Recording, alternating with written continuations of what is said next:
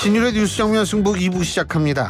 오늘 2부는 여야의 정치인을 모시고서 현안 얘기하는 천막회인데요. 여러분도 의견 있으시면 우물정 0945 샵 0945로 의견 주십시오. 그럼 제가 대신 말씀드리겠습니다. 짧은 문자 50원, 긴 문자 100원의 유료 문자입니다. 자, 오늘도 두 분 나와 계신데요. 한 분씩 소개해드리겠습니다. 먼저 국민의힘의 권오현 예비후보십니다. 안녕하세요. 안녕하십니까. 예, 그리고 더불어민주당의 권지웅 전 비대위원이십니다. 안녕하십니까? 네, 안녕하세요. 예. 자, 이거 뭐 하여간 어떻게 보세요? 우리 권오현 예비 후보께서는 갈등이 끝났다고 보십니까? 앞으로 계속 풀어가야 될 부분이라고 생각은 합니다. 예, 예. 근데 이제 일단 지난주 금요일에 발생했었던 부분에 대해서 1차적으로 이제 서천 화재 현장을 이제 그 윤석열 대통령과 이제 한동훈 비대위원장이 같이 이렇게 가시면서 어느 정도 이제 그 서로 악수도 나누고 화해하는 모습을 보였기 때문에 국민들 앞에서는 화해하는 모습을 어느 정도 제스처를 취한 상황이라고 보여집니다. 그리고 이 두 분이 한 몇십 년 동안 같이 호흡을 맞춰 오시던 두 분이다 보니까 그 신뢰 관계가 뭐 한 번에 이렇게 뭐 금이 간다든지 그러지 않고 오히려 이런 갈등 관계가 뭐 이번에 이렇게 해소가 됨으로써 서로 간의 신뢰 관계가 더 돈독해질 수 있는 계기도 될 수 있다고 보여지는 부분입니다. 이번 갈등을 보시면서요. 네. 우리 권 비대위원님께서는 아주 젊은 정치인이시니까 이 갈등이 부러웠습니까? 아니면 우린 저런 갈등 없어서 다행스럽게 생각하셨습니까? 질문이 짓궂으신 것 같은데 사실 갈등 자체를 납비 볼 일은 아니죠. 특히나 이번 갈등 같은 경우는 윤석열 정부가 잘 못하고 있는 지점을 한동훈 비대위원장이 짚었다고 봐야 되지 않겠습니까? 그래서 그런 지점에서는 저는 긍정적인 갈등이라고 생각합니다. 근데 봉합이 되었을까라고 질문하신다고 하면 저는 봉합이 전혀 안 된 것 같아요. 제가 그거 물어볼 줄 알았죠. 네. 그러니까 이제 뭐 스탬플러로 잠깐 이렇게 짚은 정도밖에 안 되는 것 같은데 왜 그러냐면 뭐 한동훈 비대위원장이랑 윤석열 대통령 사이야 원래도 가까웠고 지금도 가깝겠죠. 싸운다 한들 그 사이가 멀어지겠습니까? 그 지점이 문제가 아니라 김건희 여사와 관련된 국민들의 의혹이 있습니다. 근데 이것이 지금 윤석열 대통령이 이것에 대한 어떤 대답을 내놓은 건 아니에요. 그러니까 악수를 한 것이 그럼 김건희 여사와 관련된 수사를 시작하자 이렇게 한 게 아니지 않습니까? 그럼 이건 갈등 봉합이라고 보기 어렵죠. 게다가 한동훈 비대위원장이 완전히 접어서 제가 그 이야기 앞으로 안 하겠습니다 라고 했으면 모르겠으나 지금 김경률 비대위원을 그대로 임명하겠다는 거지 않습니까? 그런 걸 보면 이 문제 계속 제기하겠다는 걸로 보입니다. 그러니까 이제 이건 봉합이 아니라 계속 그 갈등을 내재하고 있다라고 봐야 되지 않을까 싶습니다. 저는 다르게 보는 부분인 게 이 국민의힘 같은 경우는 이렇게 좀 다양한 목소리도 내고 있다는 점을 국민들 앞에 보여준 사례라고 보여집니다. 그동안 이제 그 한 비대위원장에 다양한 것뿐만이 아니라 대통령한테도 한번 대들 수 있다. 그렇습니다. 예. 한 비대위원장에 대해서 윤석열 대통령이 그 처음에 논하시기를 이 친구 같은 경우에는 할 말은 하는 친구다라는 이야기를 했음에도 제가 알기로는 그게 아니라 내 말 되게 안 듣는 친구인데 그렇게 한 걸로 좀 기억하거든요. 네. 예. 근데 이제 한 비대위원장이 이제 일을 하면서도 의견 차이가 있을 때 그 윤석열 대통령한테 이제 이러이러한 부분에 대해서는 의견이 다릅니다라는 이야기는 종종 해오셨던 것으로 알고 있고 근데 이제 민주당이 그동안 해왔었던 프레임 중에 하나가 한동훈 비대위원장은 윤석열의 아바타 아니냐 이런 이야기를 계속 해왔었던 부분임에도 불구하고 국민들 앞에서 이렇게 대통령과도 이제 다른 의견을 뭐 이야기하실 수 있다라는 부분을 국민들한테 보여줌으로써 아바타 프레임은 전혀 깨져버렸고 오히려 이 정부와 여당 간의 사이에서도 이렇게 대화가 오고 갈 수 있고 의견이 다를 수 있고 이걸 봉합을 보여줄 수 있다라고 하는 건전한 정부 여당의 관계라고 보여준 사례라고 보여집니다. 반면 민주당 같은 경우에는 지금 그 친문과 친명 간의 갈등 관계가 극에 달하고 있지 않습니까? 오히려 일당 독재처럼 친명 쪽의 이야기가 좀 더 강조가 되고 그동안 이제 친문이라든지 이런 부분 의원들이 이제 반대 의견을 낸 거에 대해서 오히려 쳐내는 형국을 하고 있는데 이 민주당 쪽에서 바라보신다고 생각을 한다면 이게 뭐 일당 독재에 가까우리만큼 이제 한 목소리를 내야 되는 게 맞을 수도 있지만 국민의힘은 뭐 오히려 이렇게 다양한 목소리를 뭐 보유하고 있다라는 점을 더 강조를 하고 싶은 부분입니다. 지금 말씀하신 건 일당 독재이고 당내의 독재죠. 일당 독재라는 건 큰일이죠. 국민의힘 일당 독재하는 거죠. 그러면. 정정하겠습니다. 근데 저는 이렇게 보는데 제가 이제 그 갈등 자체는 그리 나빠 보이지 않는다고 했지만 결국 어떻게 끝났습니까? 한동훈 비대위원장이 지금 당대표지 않습니까? 근데 김건희 특검에 대해서 어떻게 생각하십니까? 총선용 악법이라는 걸 말고는 아직 더 메시지가 없어요. 그러니까 결국 이제 아바타 짓 말고는 더 하는 게 없으신 겁니다. 그러니까 국민들이 궁금해하는 명품백을 김건희 여사가 수수했다는 영상이 도니까 그걸 수사해야 되지 않냐라고 국민들 질문하고 있어요. 너무 상식적인 질문이라고 생각합니다. 근데 여기에 대해서 한동훈 비대위원장 뭐라고 했습니까? 그건 몰카 공작이다 이렇게 했어요. 그러니까 이 두 분이 약간 갈등하다가 다시 봉합하는 이런 쇼는 하지만 결과적으로 국민들이 궁금한 것에 대해서 혹은 아니면 국민들이 상식적으로 선택해야 된다고 하는 행동은 아무것도 안 하고 계세요. 그러니까 한동훈 비대위원장이 들어와서 뭐가 나아졌습니까? 국민들의 의혹이 해소됐습니까? 전혀 그렇지 않죠. 게다가 저는 좀 이어서 이거 번외이기도 한데 저는 이런 게 되게 기만적이라고 생각하는데 서천시장에서 화재가 났어요. 그럼 그 화재 현장에 갔다고 하는 그 문제를 풀러간 거여야 되지 않습니까? 근데 결과적으로 어땠습니까? 윤석열 대통령 거기 있는 상인도 제대로 안 만났어요. 그래서 상인분들이 울부짖으면서 도대체 그럼 뭐하러 왔냐. 본인들 2층에서 기다리고 있었다는 거예요. 기다리라고 해서 거기에서 기다린 겁니다. 근데 그럼 그분들은 만나지도 못하고 돌아가셨어요. 그러면 그 장소가 화재 장소가 국가가 돌봐야 되기 위해서 거기에 갔던 게 아니라 거기서 만나는 쇼를 하는 배경 정도밖에 안 됐던 거죠. 그러니까 이런 지점에서 한동훈 비대위원장 다르지 않아요.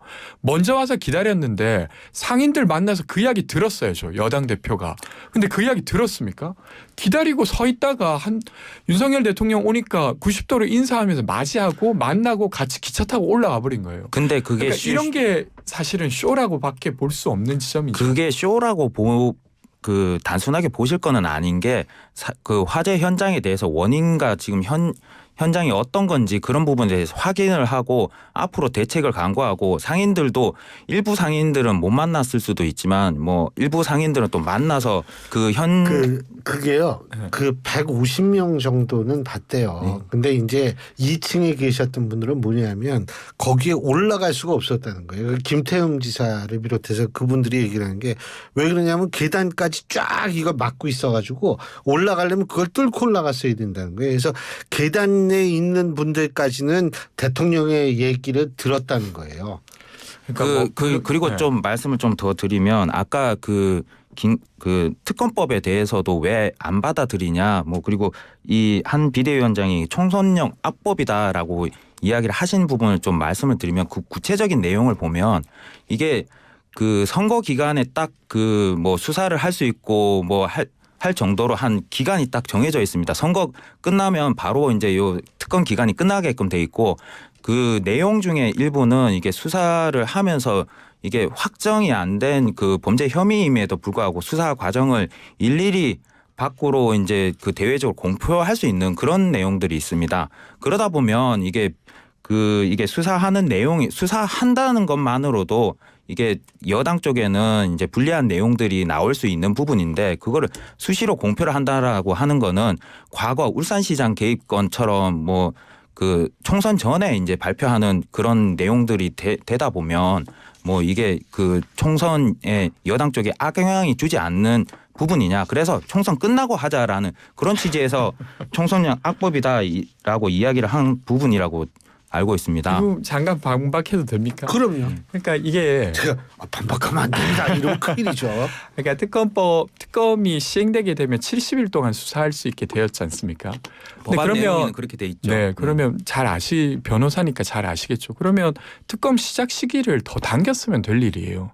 근데 패스트트랙에 올라가 있는데 240일 동안 숙려를 한 겁니다. 그러니까 근데 그 부분에 대해서 제가 제 반론을 좀 드리면 그러면 그 몇 년 지금 왜 총선 전에 이 법안을 발의를 했는지 그리고 그 이전에 발의를 하셨으면 되는 부분 아닙니까? 그러니까 이런 거지 않습니까? 도이치모터스 그 사건 자체는 10여 년이 넘었지만 수사가 개시된 건 최근의 일입니다. 그리고 도이치모터스 1심 판결이 나오고 나니까 거기 법원이 이렇게 말한 거예요. 거기 불법 정황이 죄송합니다. 있다. 네. 잠깐만 제가 방금 들은 속보를 말씀드리겠습니다.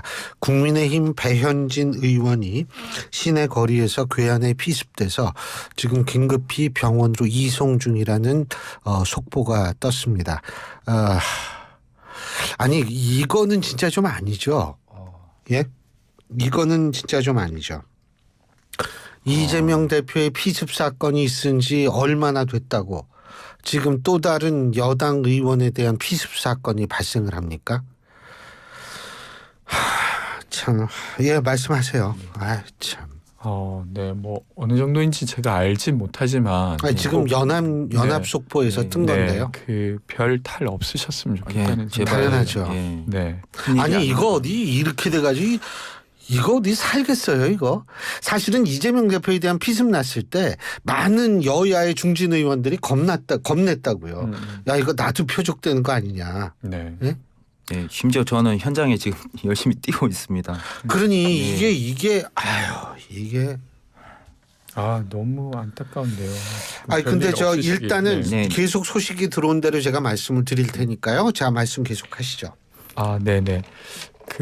근데 어쨌건 특검법이 발의됐던 건 기다렸던 거죠. 윤석열 정부에서라도 제대로 수사가 되길. 근데 그렇지 못했기 때문에 발의됐던 거고 그 시기에 대해서는 사실은 국민의힘이 정할 수도 있었습니다. 먼저 특검법 합의를 했으면 그때부터 70일간 일간 수사가 되는 거니까요. 그리고 이어서 계속 이 특검법이 언론에 브리핑하는 것 자체가 독소조항이라고 하시는데 그 법 그러니까 언론에 브리핑하는 조항을 가진 법이 국정농단 특검법이었어요. 그걸로 한동훈 장관이 검사 시절에 브리핑했던 겁니다. 근데 그때는 되고 지금은 안 된다는 게 무슨 소리며 제가 볼 근데 때 이 부분에 대해서 또 다른 반론이 가능한 게 이 과거에 조국 법무부 장관 때 이게 피의사실 공표에 대해서는 하지 말자라고 하셨던 게 민주당 쪽 법안인 그 의원님들이고 뭐 민주당 쪽 의견이셨는데 왜 이 특검법에서는 피의사실 공표에 가까울 수도 있는 이 조항을 넣어놨는지에 대해서 좀 재차 반문을 드리고 싶습니다. 그러니까 피의사실은 공표하면 안 되죠. 그렇죠. 근데 네. 그게 아니라 수사가 진행되고 있는 것들을 알려야 될 필요성이 있다고 하면 그것은 알릴 필요가 있지 그 않겠습니까? 내용조차도 피의사실 공표로도 볼 수 있는 부분이었기 그러니까요. 아니, 때문에 그렇게 조국 장관께서 그 질문을 저한테 하신다면 네. 지금 그 질문을 지금 검찰에게 하십시오. 저희에게 할 게 아니라 지금 검찰에게 하십시오. 그러니까 지금 검찰이 얼마나 피의사실 공표를 많이 하고 있습니까? 근데 거기에는 질문하지 못하시면서 지금 야당이 검찰이 수사하지 않는 것에 대해서 특검법을 발의한 걸 가지고 비판하시는 것 자체가 저는 말이 안 된다고 생각하고요. 네.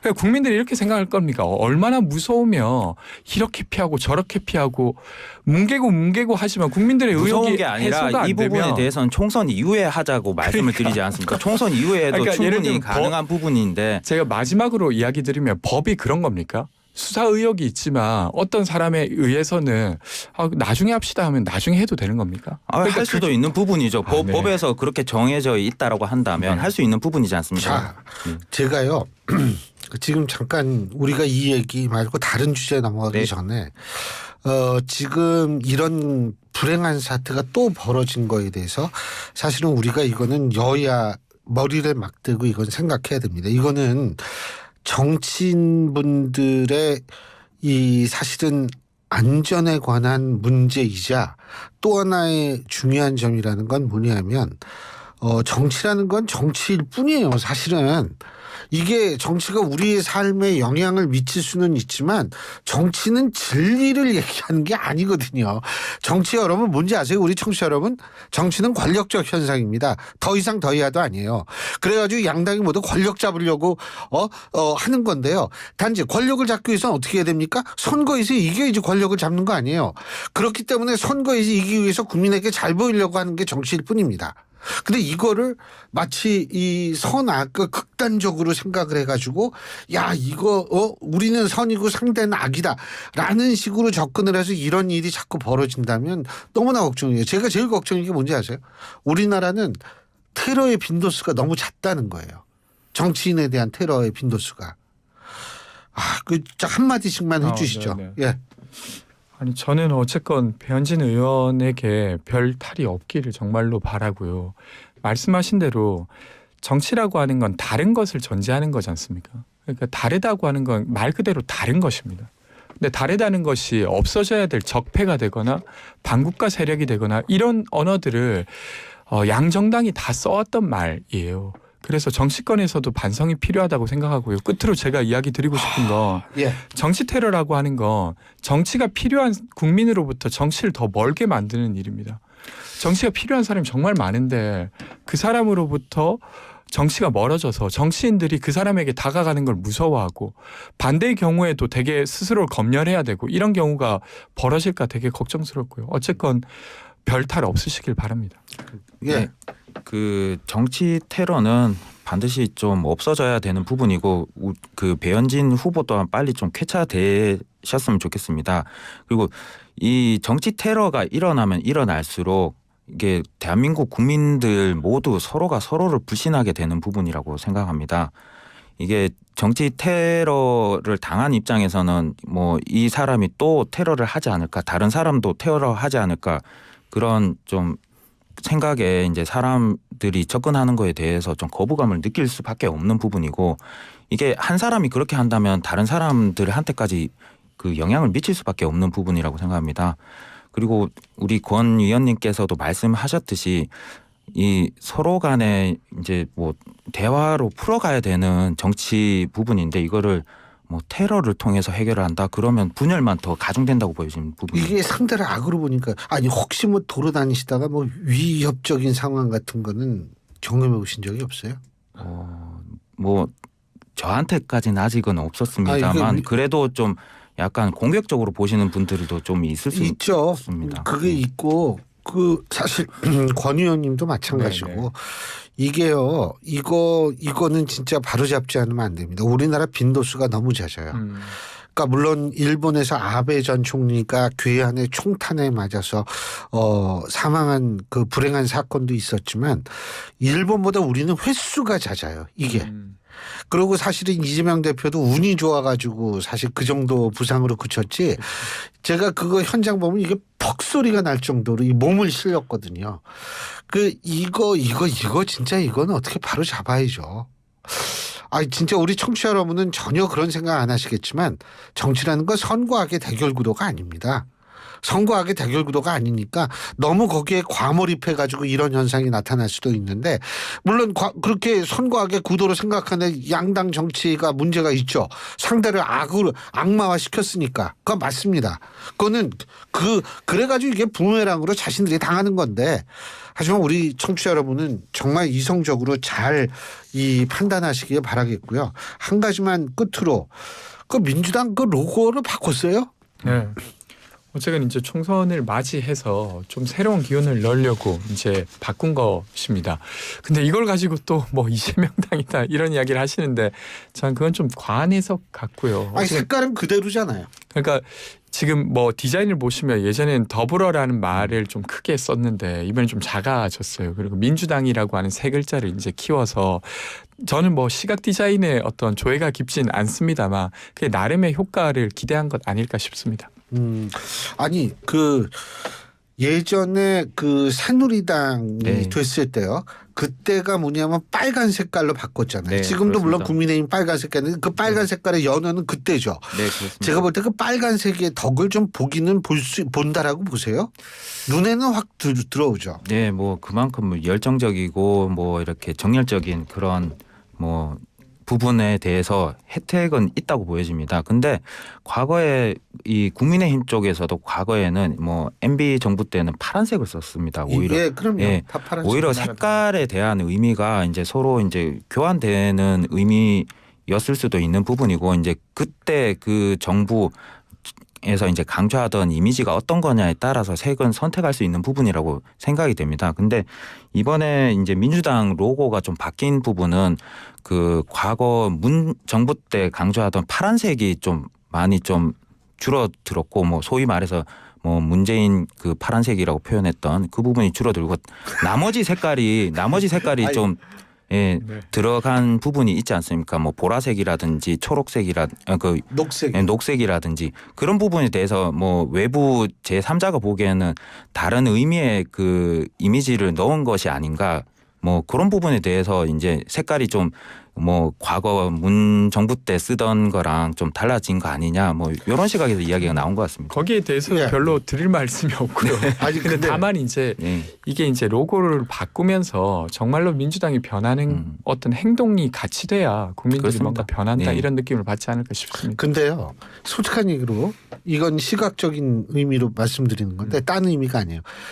파란색 줄인 건 잘했다고 봅니다. 왜냐하면 파란색이 있을 때에는요, 이 느낌이 좀 차가운 느낌이 차가운 많거든요. 느낌이 좀 있습니다. 그렇기 네. 때문에 이 파란색을 지나치게 강조하면 사실은 이 사람들이 다가가는 데 있어서 좀 거기에 거리감을 느낄 수가 있어요. 그래서 이게 정치 광고할 때도요, 어떤 필터를 끼느냐에 따라서 이게 화면이 다르게 하는데 제일 좀 안 좋은 게 파란색. 그래서 파란색, 전 어제 딱 보면서 파란색 줄여서 정말 잘했다 이런 생각했거든요. 초록색 뭐 이런 거는 그러고요, 색깔 마음대로 바꿀 수 있다고 말씀하셨는데 하도 정당이 많아가지고 이거 보세요. 내가 이거 보여드릴게요. 나도 깜짝 놀랐어요. 이거 하도 정당이 많으니까 누가 여기 이걸 붙여놨더라고. 예? 우리 PD님이 하셨구나. 이 정도로 정당이 많아요. 왜냐하면 맨날 헷갈리거든요. 그렇죠. 맞습니다. 색깔도 아마 이거 빨주노초 파남보 다 동원해도 안 돼요 지금. 네. 네.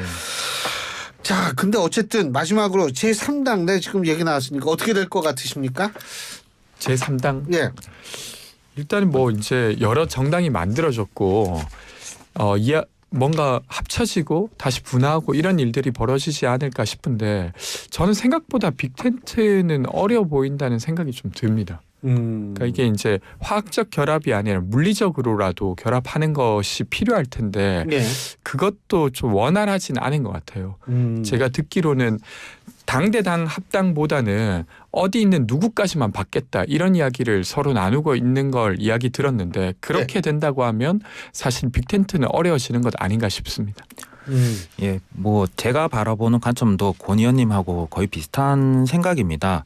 이 원래 사고가 좀 다른 정당끼리 지금 뭐 분화가 뭐 일부 됐고 이제 그 뭐 제3당 세력들이 이제 예. 같이 하나 빅텐트가 된다고는 하는데 서로 간 이제 계산하는 뭐 그런 부분들이 좀 다를 수 있고 생각하는 알겠습니다. 부분이 다르기 때문에 이분들이 하나의 빅텐트로 해서 정당 합당이 될 수 있을까? 그 부분은 예. 좀 현실적으로 불가능하지 않을까 싶습니다. 알겠습니다. 두 분 말씀 오늘 여기까지 듣겠습니다. 고맙습니다. 고맙습니다. 감사합니다. 예, 지금까지 국민의힘 법률위 권오현 부위원장 그리고 더불어민주당 권지웅 전 비대위원장 비상대책위원 두 분과 함께했습니다.